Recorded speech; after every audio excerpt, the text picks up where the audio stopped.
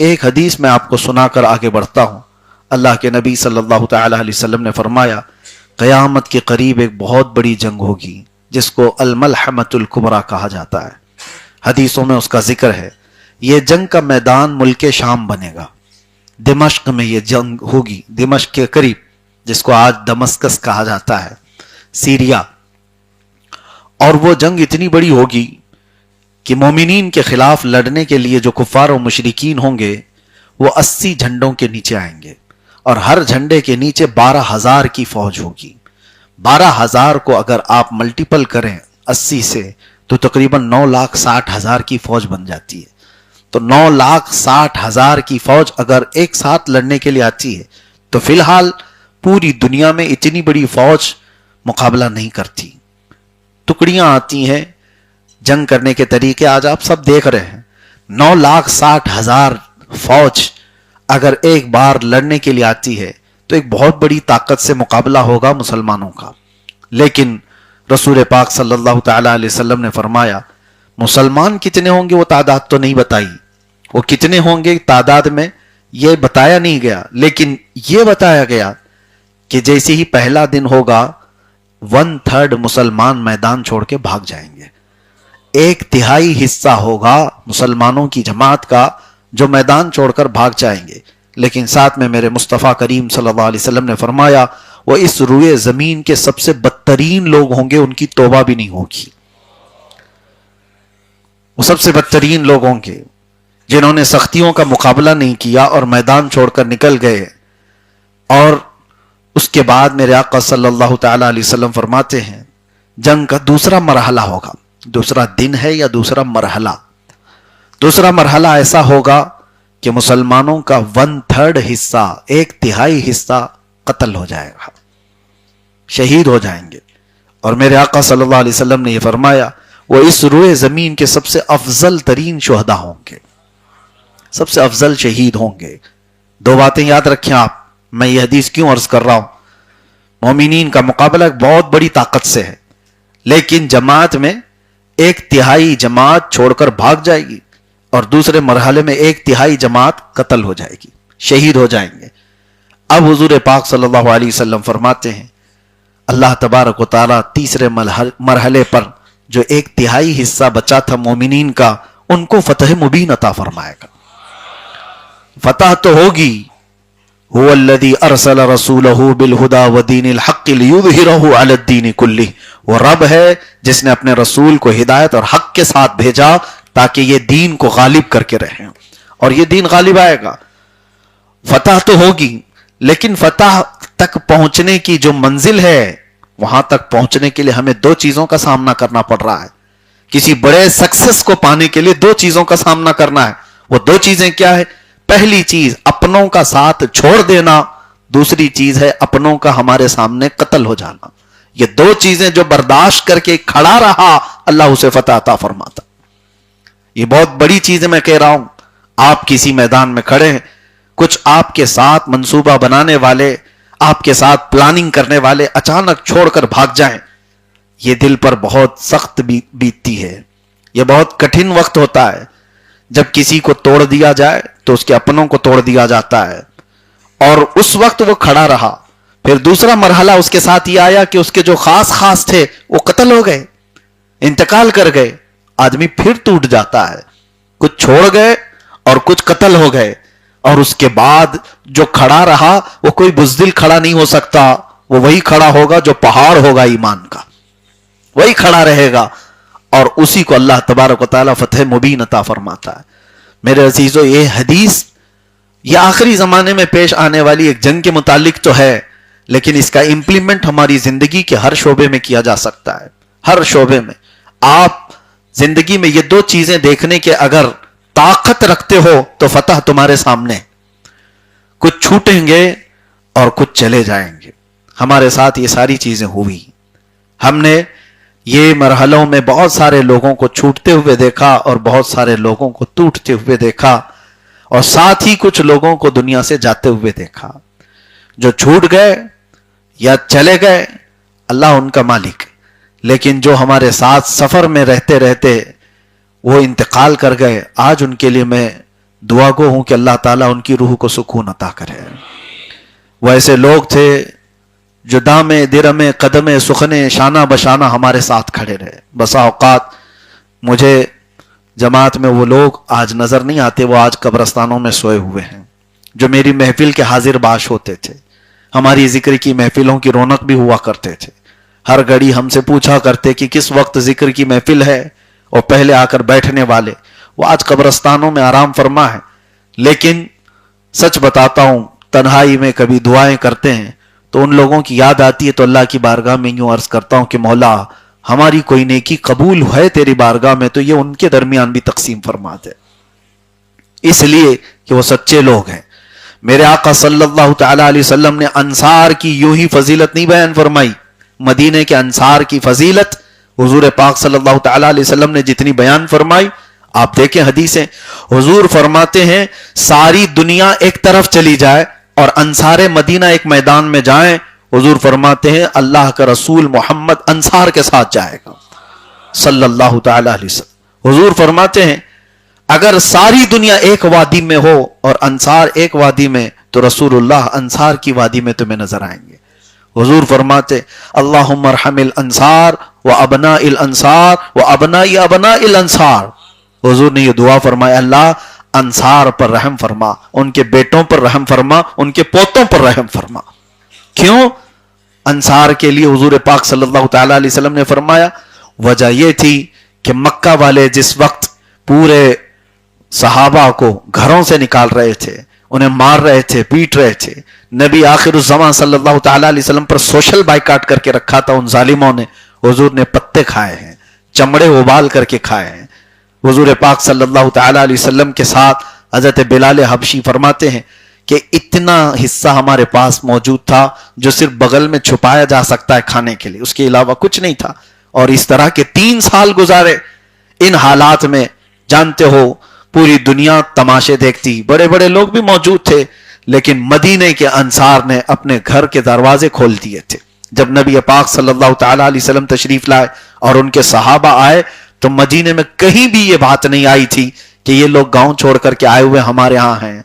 अंसार ने तो वो काम कर दिखाया था, अपने दरवाजे ही नहीं खोले, बल्कि अपनी जायदाद, अपने बागीचे, अपनी जमीनें सब उन मुहाजिरीन भाइयों को बता करके कहा, इतना अल्लाह ने मुझे दिया है, आज से आधा तुम्हारा आधा मेरा।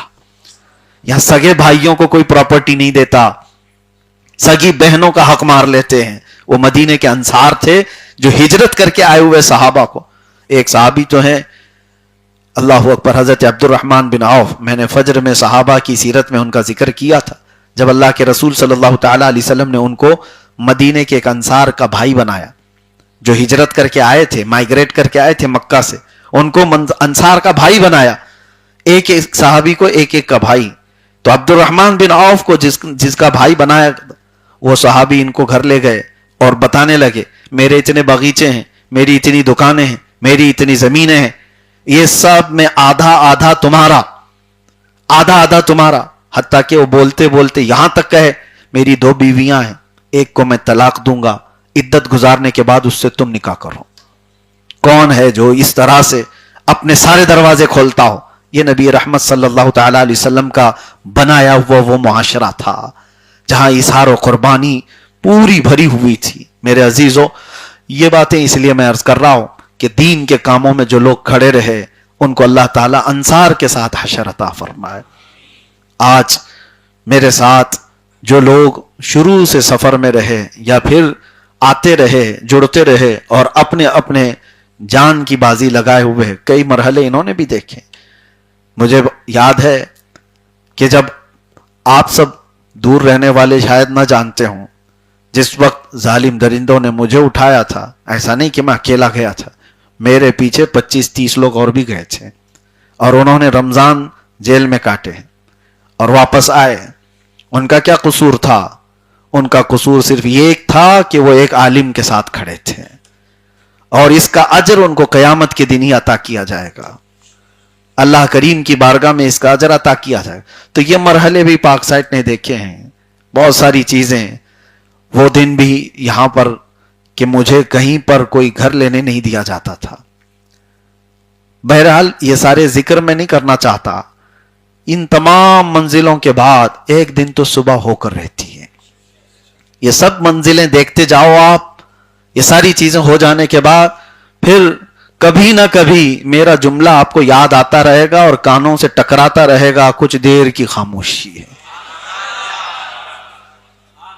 ये जुमला टकराता रहेगा जिंदगी भर बार बार, और फिर वो एक दिन आएगा जब सुबह होगी और ये काली अंधेरियां छट जाएंगी। बहरहाल आज के हालात पर मैं आपको चंद बातें नसीहतन अर्ज कर दूं। कभी भी ये बात तारीख में है, मौजूद है, अल्लाह तबारक व तआला ने बहुत छोटी ताकतों से बड़े बड़े जालिमों का हश्र पूरा कर दिया, बुरा अंजाम किया। फिरौन को मारने के लिए बहुत बड़ी फौज नहीं आई थी, पानी से वो हिलाक हो गया। नमरूद के मुतालिक कहा जाता है एक लंगड़े मच्छर ने उसके दिमाग में घुसकर उसकी पूरी जान ले ली। और इसी तरह से जंगे बद्र में अबू जहल को बड़े बड़े पहलवानों ने नहीं मारा, दो छोटे बच्चे मुआज और मुअव्विज रज़ी अल्लाह तआला अन्हुमा ने काम तमाम किया। बहुत सारी तारीखें ऐसी मौजूद हैं। और होता कब है ऐसे? कुरान की आयत मैंने आपको शुरू में ही पढ़ के सुनाई, ला तहसबन्नल्लाह गाफिलन अम्मा यअमलु ज़ालिमून। अल्लाह फरमाता है जुल्म करने वाले हरगिज ये गुमान मत करो कि अल्लाह बेखबर है, अल्लाह देख रहा है। आज पूरी दुनिया में जो हालात बने हुए हैं, खास तौर पर अमेरिका की दादागिरी, सुपर पावर होने का नशा, जो ये समझता है कि हर मुल्क में अपना आतंक फैला है, जो खुद आतंक फैलाता हो, दहशत फैलाता हो और पूरी दुनिया को वो अमन की डिग्री बांट रहा हो और पूरी दुनिया में टेररिज्म का सफाया करने की बात करता हो, ये कैसी हिमाकत है? दुनिया दोगलेपन को महसूस नहीं कर पाती या फिर जानबूझकर खामोश रहती है? सबको पता है, सबको पता है निहत्थे बच्चों का कातिल कौन है, 70,000 लोगों को झटके में कत्ल कर देने वाले लोग कौन है। फिरौन के मुतालिक तो तारीख में है कि उसने अपनी कुर्सी हिलती हुई देखी, एक ख्वाब देखा था, उसने ख्वाब देखा था कि एक तारा टूट करके गिरा है, उसके गोद में आ गया है। वो घबरा कर नजूमियों से ख्वाब की ताबीर पूछा कि इसके ख्वाब के माने क्या हो सकते हैं। तो नजूमियों ने बताया था कि बनी इसराइल में एक बच्चा पैदा होगा जो तेरी सल्तनत को हिलाक कर देगा। उसने बनी इसराइल से ऐसी नफरत शुरू कर दी थी कि एक साल में 12,000 बच्चों को कत्ल कर दिया था कि कहीं वो बच्चा पैदा ना हो जाए जो फिरौन की हुकूमत को हिला दे, तख्त को हिला दे। और उसके बाद साल भर जब बच्चों का कत्ल कत्ल कत्ल होता रहा, लड़कियों को छोड़ दिया जाता था। युज़ब्बिहूना अबनाअकुम व यस्तहय्यूना निसाअकुम, वह औरतों को, बच्चियों को छोड़ देते थे और लड़कों को मारते थे, कत्ल करते थे। किस वजह से? डर था हुकूमत को हिलाने वाला, तख्त को हिलाने वाला बच्चा पैदा ना हो जाए।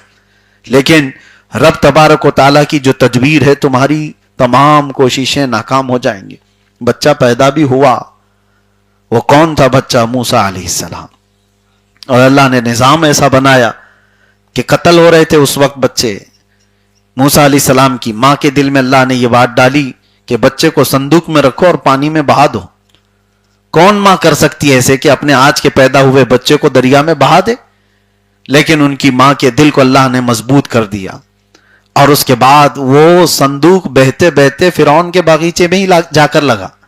फिरौन को औलाद नहीं थी। फिरौन की बीवी ने देखा, बच्चे को उठा लिया और कहा असा अन नत्तखिदहु वलदा, क्या ही अच्छा है कि हम इसको बेटा बना लें। फिरौन ने कहा ये कहां से तुम बेटा ले आई, कहीं ये बच्चा तो हिलाक करने वाला तो ना बन जाए। बीवी ने कहा नहीं, ये तो बहता हुआ आया है, वो तुमने ख्वाब जो देखा वो बनी इसराइल के बच्चे का है, ये तो कहां से आया क्या पता, लेकिन है तो खूबसूरत। बच्चे की परवरिश फिरौन के घर में होने लगी। फिरौन के घर में ऐलान भी हुआ कि इनको कोई दाया आए और दूध पिलाए। कमाल कुदरत तो देखो, मूसा अलैहिस्सलाम 2 दिन के बच्चे हैं लेकिन दूध किसी का नहीं पीते थे। उनकी बहन वहां खड़ी थी, उसने कहा एक दाया को मैं जानती हूं, उसका दूध हर बच्चा पी लेता है। कहा गया कि ठीक है ले आओ, हम जो वो कीमत बोलेगी हम उसको कीमत देंगे दूध पिलाने के लिए। शाही घराने के बच्चे को दूध पिलाना है। मूसा अलैहिस्सलाम की बहन सीधे जाकर अपनी मां को ले आई, कहा कि ये दाया है اور اس کا دودھ بچے پیتے ہیں. تو اس ماں کے گود میں جب بچے کو دیا گیا، موسیٰ علیہ السلام اپنی ہی ماں کے سینے سے دودھ پینے لگے. نظام قدرت دیکھو رب تعالیٰ کا، ان کی ہی ماں سے دودھ پلوایا جا رہا ہے، پلس اجرت بھی دی جا رہی ہے. بچے کو پالنے اور بچے کو دودھ پلانے کی اجرت بھی. اور پالا کہاں جا رہا ہے؟ وہی فرعون کے محل کے چھت کے نیچے. میرے عزیزو، یہ کارخانے قدرت کے جو معاملات ہیں تمہاری سمجھ سے بھی بالاتر ہیں. وہی بچہ تھا جس کا خوف فرعون کو تھا، اور پھر موسیٰ علیہ السلام جوان ہوئے تب پھر اس کے مقابل میں آ کر کھڑے ہوئے اور اسے اعلان کیا کہ جھک جاؤ اس رب کی بارگاہ میں، تم اپنے رب ہونے کا اعلان کرتے ہو. پھر جو معاملات ہوئے، اخیر میں جا کر فرعون کو ایک سمندر کے پانی میں غرق کر دیا گیا. موسیٰ علیہ السلام کو اس فرعونی لشکر سے نجات دی گئی، فتح مبین عطا فرمائی گئی 10 محرم کو. اب میں تاریخ کے اس حصے سے آپ کو یہ بتانا چاہتا ہوں، ظالم جتنے بھی منصوبے بنا لے، جتنے بھی پلان بنا لے، لوگوں کو ڈر سنانے کے لیے آج دنیا میں کیا کیا کہا جاتا ہے مسلمانوں کو نروس کرنے کے لیے، تم کچھ نہیں کر سکتے، ہاتھ بھی نہیں ہلا سکتے، تم کہیں سے کچھ بول بھی نہیں سکتے، ہم وہ طاقت والے لوگ ہیں، ہمارے پاس آئرن ڈوم ہے، ہمارے پاس تھاٹ ہے، ہمارے پاس فلاں ہے. سب کی واٹ لگائی ہے تھاٹ کی. یہ تو دنیا دیکھ رہی ہے. اور میں جنگوں کے حالات پر زیادہ گفتگو نہ کرتے ہوئے صرف یہ بات بتانا چاہتا ہوں، ہم کسی کے پکش یا اپکش میں بات کرنے کی بات نہیں کہہ رہے ہیں. ایک بات یاد رکھو، کسی پر اتنا ظلم نہ کرو، اتنا ظلم نہ کرو کہ جب وہ مظلوم کھڑا ہو جائے تو تمہارے پاؤں ہلنے لگ جائیں گے. اکثر ایسا ہوا ہے. ایک بات یاد رکھو، امریکہ اور اس کے ہم نواؤں کا ظلم بہت ہو چکا ہے، بہت ہو چکا ہے. کیا ایسا نہیں ہوگا کہ کسی بچے کی آہ رب العزت کی بارگاہ میں نہیں پہنچی ہوگی؟ کیا ان ماؤں کی چیخیں نہیں پہنچتی ہیں جن کے گودوں کو اجاڑ دیا گیا ہے؟ کئی ایسے بچے ہیں قبرستانوں میں وہ جاتے ہیں، عید کے دن اپنے باپ کا نام لے کر پکار رہے ہوتے ہیں، سرانے پر بیٹھ کر اپنے باپ سے بات کر رہے ہوتے ہیں. یہ وہ بچے ہیں جن کو ابھی ماں باپ کا پیار صحیح طریقے سے ملا نہیں تھا کہ ظالموں نے ان سے چھین لیا. کتنے بچے وہ ہیں جن کے سامنے ان کی ماؤں کو تڑپا کر کے مار دیا گیا.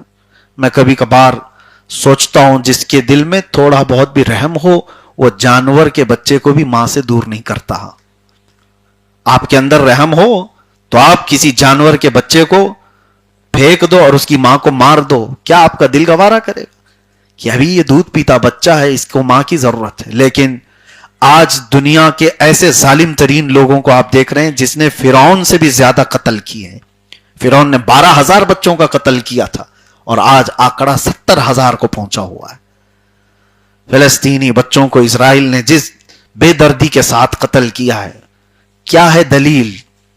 کس بات؟ اور جو تمہارے مقابل میں آنے والی جماعت کا تم نام لیتے ہو ان کو تو مارتے ہی نہیں. حماس کہاں ہے؟ کیا یہ چھوٹے چھوٹے بچے حماس ہیں؟ 80 لوگوں کو ایک قبر میں دفن کر دیا جاتا ہے. تو یہ تمام جو حالات ہیں، یہ ظلم بڑھتا جائے گا، بڑھتا جائے گا. تو ایک وقت کہیں تو اینڈ ہونا ہے، کہیں تو رکنا ہے اس کو. اور جب جب ظالم نے مظلوم کو ہلکے میں لیا، اللہ تبارک و تعالی پوری طاقت سے، پوری ان کی طاقت کے نشے کو مٹی میں ملا دیتا ہے. اور ان قریب آپ دیکھنا زمانہ وہ انجام بھی دکھائے گا. اس سے پہلے بھی بڑے بڑے دادے آ کے گئے ہیں، بہت بڑے بڑے طاقتور سورما آ کر کے گئے. ان کی تاریخ میں آج کوئی بھی نشان باقی نہیں ہے. یونان و مصر و روما سب مٹ گئے جہاں سے، باقی مگر ہے اب تک نام و نشان ہمارا. ہاں، اسلام اگر کھڑا ہے تو عدل کے لیے کھڑا ہے. اسلام ظلم کا کبھی ساتھ نہیں دیتا.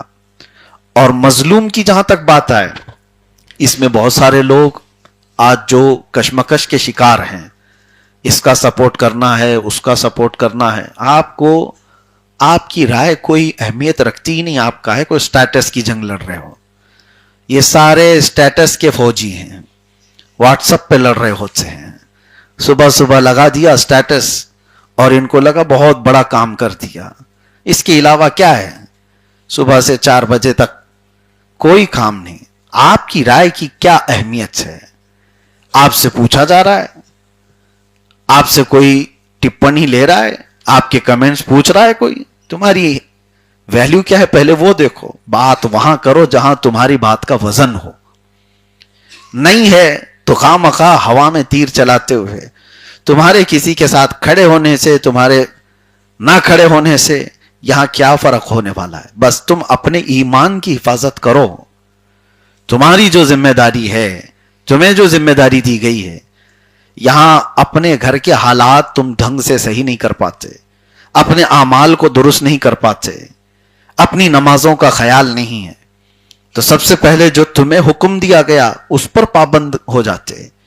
بعد میں پھر تمہاری رائے کو دیکھا جاتا، تمہارے زبان، تمہارے جملوں کا اعتبار کیا جاتا. میں نے تو ایسے سورما دیکھے اپنے یہی سوشل میڈیا والے، صبح 5 بجے تک گلی کے نکڑ پر بیٹھ کر یہ ایسا لگ رہا ہے بہت بڑا جہاد کر رہے ہیں. چوراہوں پر بیٹھ کر کے وہ کمنٹس کر رہے ہیں. میرے عزیزو، تمہاری وہ ڈیوٹی نہیں ہے، تم سے نہیں پوچھا جا رہا ہے، بلکہ اللہ کے نبی صلی اللہ تعالی علیہ وسلم کو رب تعالی نے قرآن میں یوں فرمایا وَلَا تُسْأَلُ عَنْ أَصْحَابِ الْجَحِيمِ. اے رسول، آپ سے جہنم میں جانے والوں کے بارے میں نہیں پوچھا جائے گا، آپ سے نہیں سوال کیا جائے گا. یہاں آپ کی ڈیوٹی کیا ہے؟ تم سے پوچھا جائے گا تمہارے بچے کیوں بگڑے تھے، تمہاری بیوی کیوں بے پردہ تھی.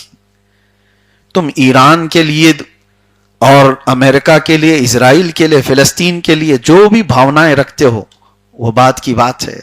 تمہارے گھر کا سوال تو تم سے ہوگا. پہلے تو تم سے یہ سوال کیا جائے گا کہ تمہاری نمازیں کیوں چھوٹی تھیں، تم رات بھر کیا کر رہے تھے.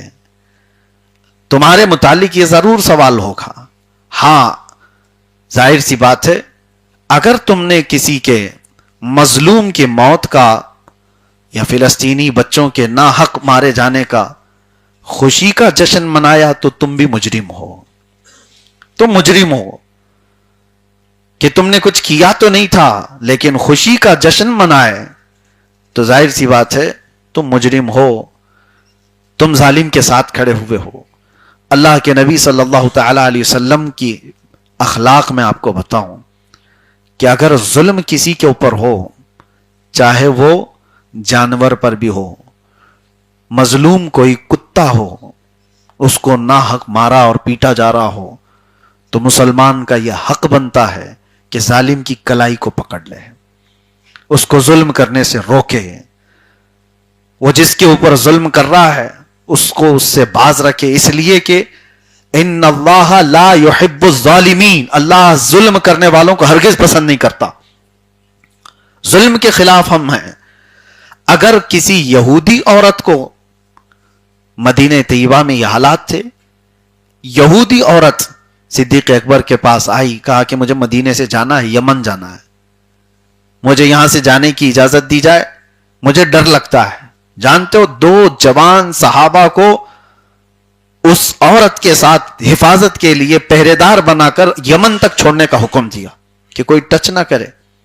یہ نہیں کہ یہ مسلمان ہے کہ نہیں ہے، یہودی عورت ہے، لیکن اسلامی حکومت کے تحت رہنے والی، اس کی عزت کی حفاظت ہوگی. 2 نوجوانوں نے یمن تک اس خاتون کو چھوڑا. جانتے ہو وہ عورت یمن پہنچنے کے بعد اپنے یہودی قبیلوں کو بلاتی اور کہتی ہے میں تو ڈر گئی تھی کہ یہ 2 نوجوان راستے میں میری کہیں عزت نہ لوٹ لیں، لیکن قسم خدا کی پورے سفر میں انہوں نے چہرہ اٹھا کر مجھے دیکھا تک نہیں، آنکھ اٹھا کر دیکھا نہیں. اور میں یہ اعلان کرتی ہوں کہ یمن میں نہیں رہنا چاہتی، واپس میں مدینے جانا چاہتی ہوں جہاں کے نوجوان عورتوں کی عزت کے محافظ ہیں. وہ کون تھی عورت؟ یہودی عورت تھی. اسلام نے ناحق کسی کو ظلم کرنے کی اجازت نہیں دی ہے، اور جو ظلم ہو رہا ہے وہ اللہ تبارک و تعالی علیم و خبیر ہے. ان ظالموں کے کاموں سے وہ بے خبر نہیں ہے. دیکھنا قرآن میں اللہ یہ بھی فرماتا ہے سَيَعْلَمُ الَّذِينَ ظَلَمُوا أَيَّ مُنْقَلَبٍ يَنْقَلِبُونَ. ان قریب ظلم کرنے والے یہ دیکھ لیں گے کہ کس کھائی میں ان کو گرایا جائے گا، وہ کس کھائی میں گرنے والے ہیں. خبریں مسلسل آتی رہی. یہ جھوٹے دجال میڈیا کی خبروں پر یقین بھی مت کرو. جس کی جلی ہوئی ہے پوری تمام تر فوج اور حالات، وہ کبھی نہیں بتاتا، کیونکہ میڈیا پر کنٹرول، خبروں پر کنٹرول، ساری چیزوں پر کنٹرول. لیکن کب تک کرو گے؟ رب تبارک و تعالیٰ کے نظام پر تو کنٹرول نہیں کر سکتے، اس کے موت و حیات پر کنٹرول نہیں کر سکتے. اور کہاں سے کہاں کیسے کیسی چیزیں آئیں گی یہ آپ دیکھنا. دنیا ہمیشہ حیرت انگیز چیزوں کو دیکھتی آئی ہے. کل کو یہ باتیں خبر میں آئیں گی. کل کا مطلب صبح ہی نہیں، آنے والے دور میں بچے اور آپ سب لوگ ایک خبر دیکھیں گے کہ ایک بہت چھوٹی طاقت جس کو 20-25 سال سے توڑ کے رکھا گیا تھا، اس نے بہت بڑے سورما کو گھٹنے پر لا دیا. یہ چیزیں نئی نہیں ہیں، یہ دستور کے حساب سے چلی آ رہی ہیں. ابرہہ بادشاہ بہت بڑے ہاتھیوں کا فوج لے کر آیا تھا، اور مقابلہ کرنے کے لیے مکہ والے بھی کھڑے نہیں ہو پا رہے تھے. خانہ کعبہ کو ڈھانے کے لیے آ گیا تھا کہ ختم کرنا ہے، کعبہ کو ہی مٹانا ہے. ہاتھیوں کو لے کر کے آیا تھا. رب تبارک و تعالیٰ نے کیا بھیجا؟ الم تر کیف فعل ربک باصحاب الفیل الم یجعل کیدہم فی تضلیل. یہ پوری سورہ ہے. اللہ فرماتا ہے اے محبوب، کیا آپ نے نہیں دیکھا ہاتھی والوں کے ساتھ اللہ نے کیا کام کیا، کیسے معاملہ فرمایا؟ الم یجعل کیدہم فی تضلیل. کیا ان کے منصوبوں کو اللہ نے ختم نہیں فرمایا؟ وہ اپنے بنائے ہوئے منصوبوں میں پھنس جائیں گے. اور اللہ تعالیٰ فرماتا ہے وَأَرْسَلَ عَلَيْهِمْ طَيْرًا أَبَابِيلَ. ان پر ابابیل چڑیوں کی جھنڈ کو بھیج دیا. تَرْمِيهِمْ بِحِجَارَةٍ مِّن سِجِّيلٍ. ان کو وہ نوکیلے پتھروں سے مارتی تھی. آج یقین ہوگا ابابیل چڑیا ختم نہیں ہوئی، آج بھی ہے. چھوٹی چھوٹی سی چڑیا، اور وہ جلدی بیٹھتی نہیں ہے. اس کی عادت یہ ہے کہ اڑتی رہتی ہے. وہ اپنا اکثر حصہ ہوا میں ہی گزارتی ہے. اس چھوٹی سی چڑیا کو اگر تم ہاتھ میں لے کر مسل دو گے نا تو ختم ہی ہو جائے گی. لیکن قرآن یہ کہہ رہا ہے وہ چھوٹے نوکیلے پتھروں سے ہاتھیوں پر بمباری کرتی تھی، مارتی تھی. اور جیسی ہی وہ پتھر گرے تو ہوا کیا؟ ارے کہیں کسی ہاتھی کی چمڑی کو لگا ہو، کان کو لگا ہو، نہیں. اللہ فرماتا ہے فَجَعَلَهُمْ كَعَصْفٍ مَأْكُولٍ. وہ تو چڑیوں نے ایسا مارا جیسے بھنی ہوئی مرغی کو چھیل کے رکھ دیا گیا ہو. مرغی کھانے کے بعد آدمی کیسے اس کی ہڈیاں بکھر جاتی ہیں، گوشت نکلا ہوا ہے، ہڈیاں نکلی ہوئی، پر نکلے ہوئے، اس کو کہتے ہیں کھائی ہوئی مرغی کی طرح کر دیا تھا ہاتھیوں کو. اور کس نے کیا تھا؟ ابابیل نے، چھوٹی سی چڑیوں نے. تو یہ نظام قدرت ہے. بہت بڑی طاقت کے مقابلے میں بہت بڑی طاقت کو ہونا بھی ضروری نہیں ہے. اور اسلامی طاقت، اسلامی تاریخ تو اس سے بھری ہوئی ہے. کبھی بھی آپ اٹھا کر دیکھیں، بدر میں میدان میں آنے والے کفار نے بہت ہلکے میں لیا تھا. نبی پاک صلی اللہ تعالی علیہ وسلم کے ساتھ جو صحابہ آئے تھے، ارے 4 گھوڑے تھے 313 لوگوں کے پاس، اور پیروں میں چپل اکثر کے نہیں ہیں، ناخن اکھڑ گئے ہیں، اور تیر و تلوار لوگوں کے پاس نہیں. حضرت عکاشہ ایک صحابی کہتے ہیں کچھ بھی نہیں لے کر آیا تھا. حضور سے عرض کیا کہ جنگ میں اترا ہوں. حضور نے فرمایا کوئی لکڑی اٹھا لو. وہ کہتے ہیں میں لکڑی اٹھا کر لایا، حضور نے اس پر مسا کر کے دیا، وہ تلوار سے زیادہ کام کرتی تھی. اور وہ لکڑی ختم نہیں ہوئی، انہوں نے اپنے پاس زندگی بھر رکھا. اور دور صدیق اکبر میں بھی تھی، دور فاروق اعظم میں بھی تھی، جس لکڑی سے انہوں نے جنگ بدر لڑی تھی. اور حضرت سہیل بن ثابت ایک صحابی کہتے ہیں کچھ کے پاس تلواریں تھی جس سے سبزی بھی نہیں کٹتی تھی. لیکن قرآن میں اللہ فرما رہا ہے اس واقعے کو ذکر کرتے ہوئے، صحابہ کہتے ہیں ہم کسی کے سامنے مقابلے کے لیے گئے ہوتے، تلوار ہماری اٹھی ہوتی ہے لیکن گردن اس کی پہلے سے گری ہوئی ہوتی. یہ کیسے؟ رب فرماتا وما رمیت اذ رمیت ولکن اللہ رما.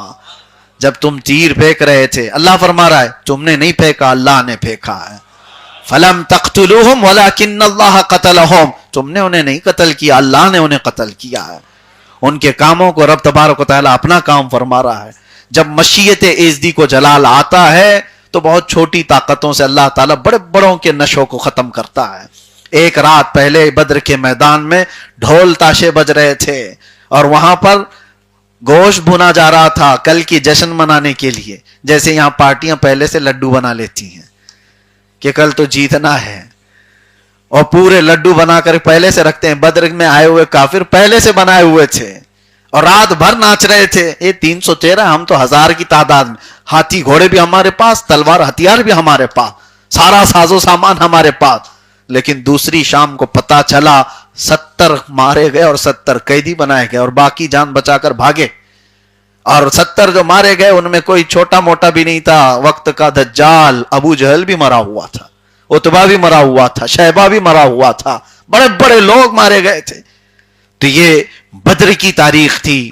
اور اللہ کے نبی صلی اللہ تعالی علیہ وسلم کی اس تاریخ میں، اسلامی تاریخ میں، ایک شوشہ بھی آپ کو ایسا نہیں ملے گا جہاں بہت بڑی تعداد نے چھوٹے سے لوگوں پر حملہ کیا ہو. نہیں، ہمیشہ سے تاریخ میں ایک ہی چیز دکھتی آئی کہ دنیا بڑی بڑی طاقتیں لے کر کے گئی. حیرت ہوتی ہے، بڑی طاقتیں اور مقابلے کے اعتبار سے صلاح الدین ایوبی کو یاد کرو. ہماری اپنی لکھی ہوئی تاریخ نہیں، انگریزوں کی لکھی ہوئی تاریخ ہی پڑھ لینا. انگریزوں نے صلاح الدین ایوبی کی تاریخ لکھی ہے، ہماری نہیں، ان کی لکھی ہوئی. ایک وقت ایسا آیا کہ 4 لاکھ لوگ رومیوں نے، صلیبیوں نے صلاح الدین کے ساتھ مقابلے کے لیے ایک میدان کو انتخاب کر لیا. اور 4 لاکھ لوگ جب جمع ہوئے تو اس وقت حالت ایسی تھی کہ صلاح الدین ایوبی کے پاس صرف 12,000 لوگ تھے. 12,000 کا مقابلہ 4 لاکھ سے ہوتا ہے. لیکن صلاح الدین کو پتا تھا کہ ہم کربلا والے ہیں، تعداد نہیں دیکھتے، اتر جاتے ہیں، مدد اللہ کی طرف سے ہے. اور ہمارا قتل ہو جانا بھی ہماری فتح ہی ہوتی ہے. اگر قتل ہونا فتح نہیں ہوتا تو حسین اعظم کا چرچا اتنا کیوں ہوتا؟ میرے عزیزو، یہ جذبہ شہادت تھا. صلاح الدین ایوبی نے 12,000 لوگوں سے وہ جنگ لڑی ہے. تاریخ آج بھی بتاتی ہے کہ وہ 4 لاکھ کو، اس فوج کو انہوں نے تتر بتر کر کے رکھ دیا. وہ گھٹنے ٹیکنے پر مجبور ہوئے، سب میدان سے نکل کر کے بھاگے. صلاح الدین ایوبی کی یہ تاریخ، اور اس کے بعد بہت ساری تاریخیں ہیں میرے عزیزو. لیکن یہ سب چیزیں ذریعہ بنتی ہیں، یہ ذریعہ ہیں، اور حقیقی فتح مبین اللہ کی طرف سے ہے.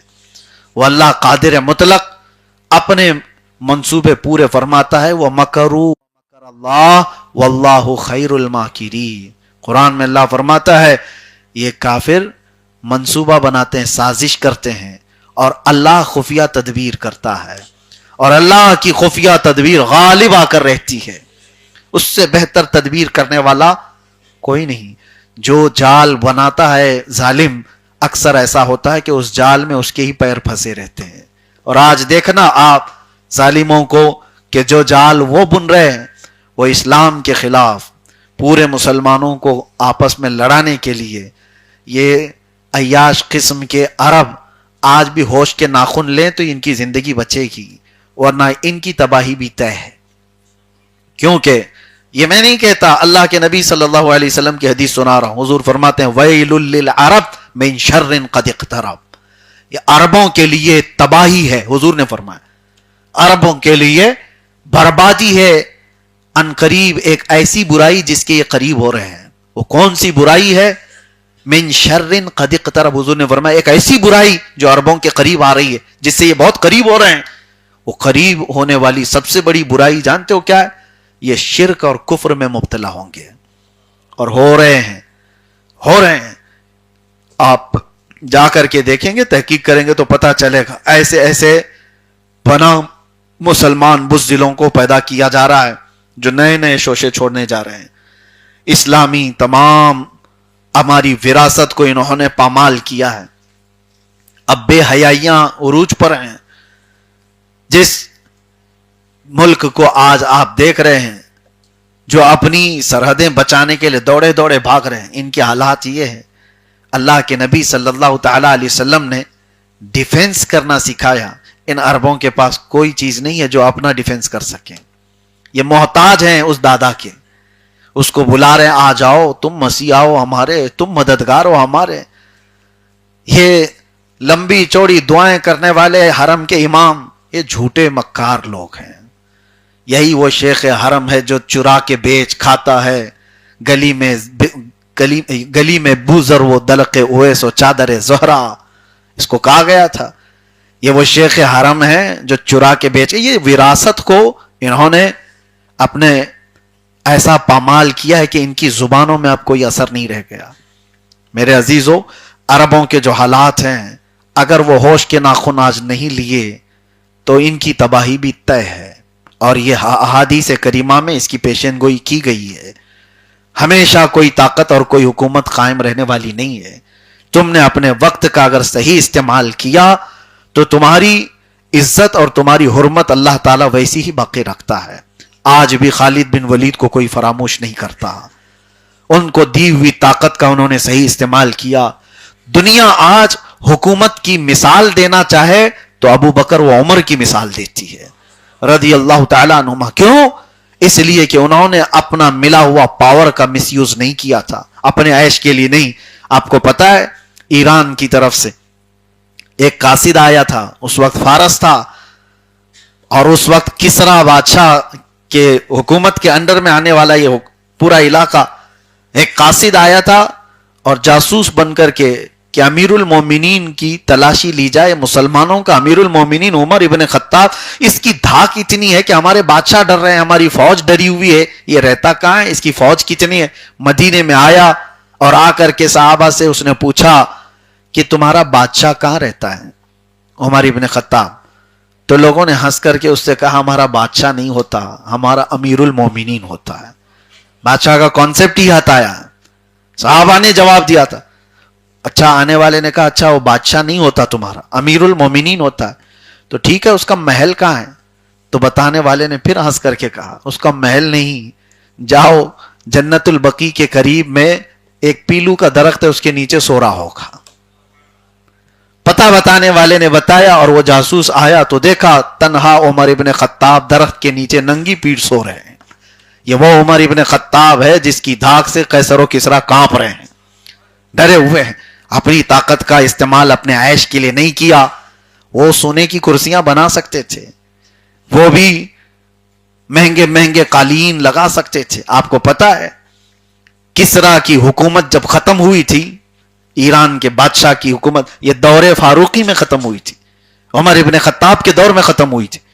اس وقت اتنا مال جو فاتح قوم کو ملا تھا، یعنی مسلمانوں کو، وہاں سے بہت کچھ مدینہ لائے تھے اور قیمتی قالین بھی لائے تھے جس پر بادشاہ کی کرسی لگتی تھی.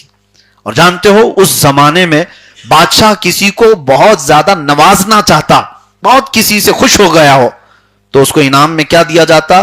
اس کو تھوڑی دیر کے لیے وہ قالین پر بٹھایا جاتا، اور وہ قالین پر بیٹھتا تو زندگی بھر فخر کرتا کہ میں کسریٰ کے بغل میں قالین پر بیٹھا ہوا آدمی. یہ اس وقت کا انعام تھا. اور جب بات کسریٰ کی حکومت ختم ہوئی تو وہ قالین بھی آیا، وہ کرسی بھی آئی، سب آیا. لیکن میرے عزیزو، حضرت عمر ابن خطاب رضی اللہ تعالیٰ عنہ کے پاس جب یہ لا کر پیش کیا گیا کہ بہت مہنگی قالین جس پر کسریٰ کی کرسی لگتی تھی وہ بھی آ گیا ہے مال غنیمت میں، اس کو کیا کیا جائے؟ مسجد نبوی میں محراب، منبر کہیں پر اس کو سجا دیا جائے. سیدنا عمر ابن خطاب نے کہا مسجد نبوی کے دروازے کے باہر اس کو لگاؤ تاکہ ہر آنے والا اپنا پاؤں پوچھ کر کے مسجد میں آئے. دنیا کو یہ پتا چلے جس پر بیٹھ کر کے بادشاہ فخر کیا کرتے ہیں وہ محمد عربی کے غلاموں کی دھول ہوا کرتا ہے. دنیا کو یہ بتایا ہمیں دنیا کی چکا چوند اپنی طرف راغب نہیں کر سکتی، بڑی بڑی طاقتیں ہم کو اپنی طرف نہیں کھینچ سکتی. یہ تو تھا اصل اسلام، اصل اسلام. لیکن آج ان عربوں نے جو اصل اسلام کا چہرہ مسخ کر کے رکھا ہے، انہوں نے تو کموڈ ٹوائلٹ کے جو سونے کے بنائے ہیں، اور ان لوگوں نے بھر بھر کر کے پیسے امریکن صدر کو گفٹ کیے جا رہے ہیں. تم ہی ہمارے داتا ہو، تم ہی ہمارے ماتا ہو، سب کچھ ہو. اور پھر ظاہر سی بات ہے، ایک بات دیکھ لینا، جس نے ایسے ظالم کتے کی مدد کی ہے، وقت آتا ہے کہ ایک عربی میں مشہور مقولہ ہے کہ قتل الثور الابیض یوم قتل الثور الابیض، قتل الثور الاحمر یوم قتل الثور الابیض. ایک کہا جاتا ہے ایک لال بیل تھا اور ایک سفید بیل تھا، دونوں کی بڑی گہری دوستی تھی، اور دوستی ایسی تھی کہ ان کی دھاک بیٹھی ہوئی تھی جنگل میں، دونوں کا اتحاد تھا، اور شیر ان کو کھانا چاہتا تھا لیکن کھا نہیں پاتا۔ وجہ یہ تھی کہ شیر جو ہے جب حملہ کرنے آئے، لال بیل اور سفید بیل دونوں مل کر کے سینگ مارتے اور بھاگ جاتا تھا، نہیں آ پاتا تھا۔ تو شیر نے کیا چال چلی، ایک دن جو ہے سفید بیل سے دوستی کر لیا، لال بیل سے دوستی کر لیا، اور اس نے کہا کہ دیکھ ہم لڑائی جھگڑے نہیں کریں گے، کچھ نہیں، پارٹنرشپ میں ہم پورے جنگل کے راجا بن کر رہیں گے، تم میرے ساتھ ساتھ رہنا، میں راجا اور تو وزیر میرا، جو میرا ہے وہ تیرا ہے۔ اور ظاہر سی بات ہے بیل ہی تھا، اور اس کو شیر کی بات اچھی لگی، کہا شیر کی دوستی بہت اچھی بات ہے۔ تو لال بیل جو ہے نا وہ لال ہو گیا جلدی، اور اس نے دوستی کو صحیح سمجھ لیا۔ شیر نے کہا کہ تو میرے ساتھ ساتھ رہنا، لیکن اس کی مخالفت کر رہا تھا سفید بیل، کہہ رہا تھا ہماری دوستی ہے، شیر ہماری برادری کا ہے ہی نہیں، وہ ہے ہی نہیں، وہ درندہ ہے، تیری دوستی اس کے ساتھ زیادہ دن نہیں ہو سکتی، مت جا۔ تو لال بیل یہ کہتا تھا کہ تو میری ترقی سے چڑھتا ہے، میں بادشاہ کا وزیر بن رہا ہوں اور تو مجھے بننے نہیں دینا چاہتا، شیر مجھے ساتھ ساتھ لے کر کے چلے گا تو ساری بکریاں بھی ڈرتی ہیں، سب ڈریں گے، میں اس کا دوست ہوں۔ سفید بیل نے کہا یہ دوستی اچھی نہیں ہے، چھوڑ دے، یہ تکرار اتنی بڑی۔ شیر بھی لال بیل کو سمجھانے لگا، دیکھ تیرا دوست جو ہے وہ تیری ترقی سے حسد کرتا ہے، جلتا ہے، میں تجھے اپنا خاص بنا رہا ہوں اور وہ تجھے بننے نہیں دینا چاہتا، تیرا دوست صحیح معنی میں دوست نہیں ہے۔